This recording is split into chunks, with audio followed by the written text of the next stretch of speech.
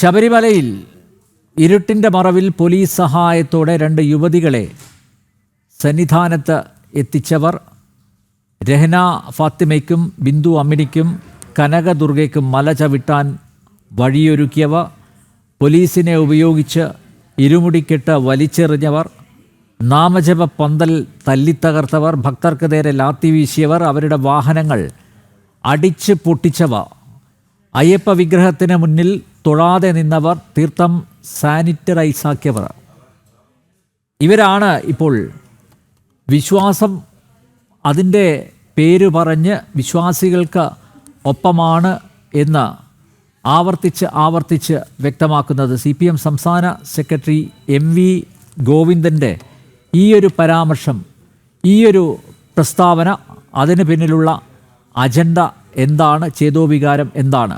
അല്ല, നോക്കൂ ശ്രീ അനിൽ നമ്പ്യാർ, ഒന്ന്, ഞാനിന്ന് CPM സംസ്ഥാന സെക്രട്ടറിയുടെ വാദത്തോട് പൂർണ്ണമായും യോജിക്കുകയാണ്. എന്താണ് അദ്ദേഹം പറഞ്ഞത്?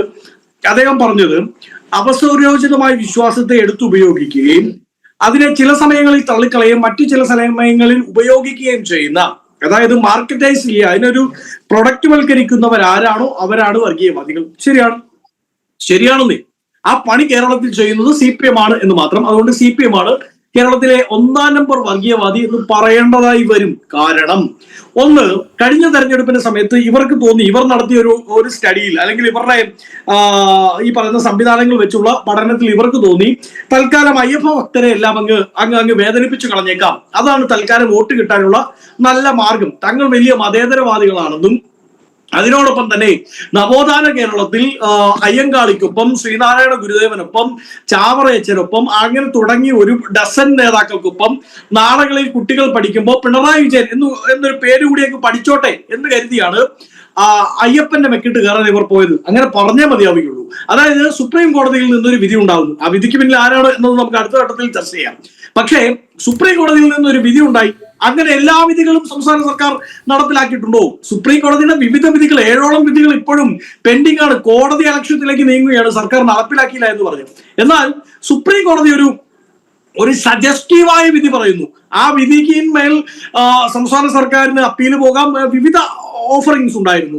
പക്ഷെ അതിനെല്ലാം അട്ടിമറിച്ചുകൊണ്ട് സംസ്ഥാന സർക്കാർ ഉടനെ അമ്പും വില്ലും എടുത്തുകൊണ്ട്, വാളും പരിചയം എടുത്തുകൊണ്ട് ഞങ്ങൾ ഈ വിധി അങ്ങ് നടപ്പിലാക്കി കളയുമെന്നും, അങ്ങനെ കേരളത്തിന്റെ നവോത്ഥാന നായകൻ സഹാവ് പിണറായി വിജയനാണ് എന്ന് വരുത്തി തീർക്കാൻ വേണ്ടിയുള്ള ശ്രമത്തിന്റെ ഭാഗമായാണ് ഇവർ അയ്യപ്പ ഭക്തന്മാരെ, വിശ്വാസികളെ ആകമാനം അപമാനിക്കുന്ന നിലപാടിലേക്ക് പോയത്. അങ്ങനെ അവർ ആ സമയത്ത് അവർക്ക് തോന്നി അതാണ് ശരി. അങ്ങനെ അവർ ആ ശരിക്ക് പുറകെ പോയി അയ്യപ്പ ഭക്തന്മാരെ അപമാനിച്ചു എന്ന് മാത്രമല്ല, അവിടെയുള്ള എന്റെ വീട്ടിൽ നിന്ന് ഒരു 22 കിലോമീറ്റർ അപ്പുറത്താണ് ഈ പറയുന്ന പുണ്യപൂങ്കാവനം സ്ഥിതി ചെയ്യുന്നത്. അവിടേക്ക് എത്തുന്ന വിവിധ സംസ്ഥാനങ്ങളിലെ വിശ്വാസികൾ, കേരളത്തിലേക്കാൾ വിശ്വാസികൾ കർണാടകത്തിലുണ്ട്, അവിടത്തേക്കാൾ വിശ്വാസികൾ തമിഴ്നാട്ടിലുണ്ട്, ആന്ധ്രയിലുണ്ട്. അവിടെ നിന്നൊക്കെ വരുന്ന ഒരു ഡസൻ വിശ്വാസികൾ, കോടിക്കണക്കിന് അയ്യപ്പ ഭക്തന്മാർ, അവരെ എല്ലാം മനസ്സ് വേദനിപ്പിച്ചുകൊണ്ട് അവിടെ പോലീസിനെ കൊണ്ട് നടമാടി പോലീസ് ബൂട്ടിട്ട് ആ പുണ്യപൂങ്കാവനത്തിന്റെ ഭക്തിസാന്ദ്രമായ അവസ്ഥകളെ മുഴുവൻ തച്ചു തകർത്ത സർക്കാരിന്റെ പേര് പിണറായി വിജയൻ സർക്കാർ എന്നാണ്.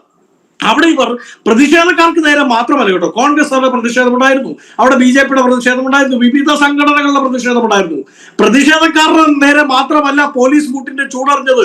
അവിടെ വന്ന് ഈ അയ്യപ്പ ഭക്തരുണ്ടോ, സാധാരണക്കാർ, ഇരുമുടിക്കെട്ട് നിറച്ച് നോമ്പെടുത്ത് വിശ്വാസപൂർവ്വം അവിടെ വന്നവർ, അവരുടെ മുഖത്തുമേറ്റു ഈ പോലീസ് ബൂട്ടിന്റെ കനത്ത ചൂട്, ആ പ്രഹരം. എന്നിട്ട് അവരിപ്പോ പറയാണ് ഞങ്ങൾ ഇതിൽ നിന്നെല്ലാം യൂട്ടേൺ അടിക്കുകയാണ്, ഞങ്ങൾ വലിയ അയ്യപ്പ വിശ്വാസികളാണ്, ഞങ്ങൾ ഭക്തന്മാരാണ്, ഞങ്ങൾ വേണമെങ്കിൽ ഇരുമുടിക്കൊട്ടെടുത്ത് എവിടേക്ക് മല ചവിട്ടും, ശബരിമലയിലേക്ക് മല ചവിട്ടാൻ പിണറായി വിജയനും MV ഗോവിന്ദനും കൂടെ വരികയാണ് എന്ന് പറഞ്ഞാൽ അത് അതേപടി അങ്ങ് വിഴുങ്ങി, പച്ചവെള്ളം അരച്ചു കുടിക്കുന്നത് പോലെ വിഴുങ്ങിയിട്ട് അയ്യോ ഹരഹര സുതനെ, അയ്യപ്പ വാസനെ, ഇതാ കാനന വാസനെ, ഇതാ ഈ ഭക്തന്മാരെ കൂടി അങ്ങയുടെ സന്നദ്ധിയിലേക്ക് എടുക്കണമേ എന്ന് പറഞ്ഞ് കൈകൊട്ടി അതിനെ പ്രഘോഷിക്കാൻ തൽക്കാലം കോൺഗ്രസിനെ കിട്ടില്ല. ഇവിടുത്തെ ഒരു അയ്യപ്പ വിശ്വാസികളെ, ഇവിടുത്തെ ഒരു ശബരിമല വിശ്വാസിയെ കിട്ടുമെന്ന് ഞാൻ പ്രതീക്ഷിക്കുന്നില്ല. കാരണം ഇദ്ദേഹം പറഞ്ഞതുപോലെ, CPMന്റെ സംസ്ഥാന സെക്രട്ടറി പറഞ്ഞതുപോലെ തന്നെ അവസരോചിതമായി ശബരിമല ഉപയോഗിക്കുക, അവസരോചിതമായി അയ്യപ്പ ഭക്തന്മാരെ ഉപയോഗിക്കുക, അവരുടെ വിശ്വാസത്തെ ഉപയോഗിക്കുക, ഒരു സമയത്ത് അവരുടെ വിശ്വാസത്തെ തച്ചു തകർക്കുന്ന രീതിയിൽ അവരെ കൈകാര്യം ചെയ്ത് കളയുക, സർക്കാരിനെ ഉപയോഗിച്ച്, പോലീസിനെ ഉപയോഗിച്ച്, സംവിധാനങ്ങളെ ഉപയോഗിച്ച്, കേവലം ഒരു മുട്ടാപ്പോക്ക് വിധിയുടെ പേരിൽ പിന്നീട് അത് തെറ്റായെന്നും അതവർക്ക് വലിയ തിരിച്ചടിയായെന്നും അവരുടെ വോട്ട് ബാങ്കിൽ വലിയ ചോർച്ച വരുത്തിയെന്നും മനസ്സിലാക്കുമ്പോൾ, എന്നിട്ടും തിരുത്തിയത് അപ്പോഴല്ല കേട്ടോ, ഇലക്ഷൻ റിസൾട്ട് വന്നിട്ടൊന്നും തിരുത്തിയില്ല. ഇപ്പോ അടുത്തൊരു തെരഞ്ഞെടുപ്പിലേക്ക് പോകുന്ന സമയത്ത് സംസ്ഥാനത്തൊരു ധ്രുവീകരണം ഉണ്ടാക്കാൻ വേണ്ടിയുള്ള ശ്രമത്തിന്റെ ഭാഗമായി ഇവർ അയ്യപ്പ സംഗമം നടത്തിയാണ്. ഞാൻ പറയുന്നത് ആത്മാഭിമാനം ഉണ്ടെങ്കിൽ ഈ എം വി ഗോവിന്ദനും, ഏതോ ജോത്സ്യനെ പോയി കണ്ടല്ലോ, അദ്ദേഹം പറഞ്ഞു കാണും ഈ പണ്ട് ചെയ്ത ശബരിമലയിലൊക്കെ പോയി കാണിച്ചു കൂട്ടിയ വൃത്തികേടിന്റെ ശാപമാണ് തലയ്ക്ക് മുകളിൽ നിന്ന്. ഞാൻ പറഞ്ഞത് എം വി ഗോവിന്ദനും പിണറായി വിജയനും CPM സംസ്ഥാന സെക്രട്ടേറിയറ്റ് മുഴുവൻ ഒരു 40 ദിവസത്തെ നോമ്പെടുത്ത് ഇരുമുടിക്കെട്ട് നിറച്ച് ശബരിമലയിൽ പോയി, അയ്യോ ഞങ്ങൾ കഴിഞ്ഞ തവണ ചെയ്തു പോയത് മുഴുവൻ മാപ്പാക്കണമേ എന്ന് പറഞ്ഞ്, എന്റെ പിഴ എന്റെ വലിയ പിഴ, അത് ഒരു ലാറ്റിൻ വേഴ്സ് ആണ്, ക്രിസ്ത്യാനിറ്റിയിലുള്ളതാ, മേയ കുൾപ്പ മേയ മാക്സിമ കുൾപ്പ, എന്റെ പിഴ എന്റെ വലിയ പിഴ എന്ന് പറഞ്ഞ് എരുമേലിയിൽ വന്ന് എരുമേലി തൊട്ട് കാനനം നടന്നു കയറി ആ മുകളിലെത്തി ശബരിമലയിലെത്തി തേങ്ങ ഉടച്ച് ഇവർ പ്രാർത്ഥിക്കണം എന്നാണ് എന്റെ നിലപാട്. അങ്ങനെയെങ്കിലും ഇവർ ചെയ്തു കൂട്ടിയ പാപങ്ങൾ, ഇവർ ചെയ്തു കൂട്ടിയ കൊള്ളരുതായികൾ, അതിന്റെ പേരിൽ വിവിധ സംസ്ഥാനങ്ങളിൽ നിന്ന് വന്ന അയ്യപ്പ ഭക്തന്മാർക്ക് നേരിടേണ്ടി വന്ന പീഡനങ്ങൾ, അതിനെല്ലാം ഇവർ മറുപടി പറയേണ്ടത് അങ്ങനെയാണ്. അല്ലാതെ ഒരു അയ്യപ്പ സംഗമം നടത്തി അതിന്റെ പിറകിൽ പൈസ അടിച്ചു മാറ്റാനുള്ള സംവിധാനമാണ്. അനിൽ നമ്പ്യാർക്ക് മനസ്സിലായി കാണുമല്ലോ എന്താണ് ഇവരുടെ ലക്ഷ്യമെന്ന്. ഇവരുടെ ലക്ഷ്യം ലോക കേരള സഭ പോലെ ഒരു സഭ നടത്തി അതിന്റെ അങ്ങനെ പറയുന്നതാണ് ഏറ്റവും നല്ലത്, ഏറ്റവും ഉചിതം എന്ന് എനിക്ക് തോന്നുന്നു. ആഗോള നിക്ഷേപക സംഘമാണ്, അല്ലാതെ അഖില ലോക അയ്യപ്പ സംഗമമല്ല, ആഗോള നിക്ഷേപക സംഗമം. കാരണം നമ്മൾ കണ്ടതാണല്ലോ, diamond card, platinum card, gold card, silver card, bronze card. എന്താ ഇത് നടക്കുന്നത്? അയ്യപ്പനെ വിൽപ്പനക്ക് വെച്ചിരിക്കുകയല്ലേ. എന്നിട്ടാണ് ഇപ്പോൾ പറയുന്നത് ഞങ്ങൾ വിശ്വാസികളോടൊപ്പമാണ് എന്ന്.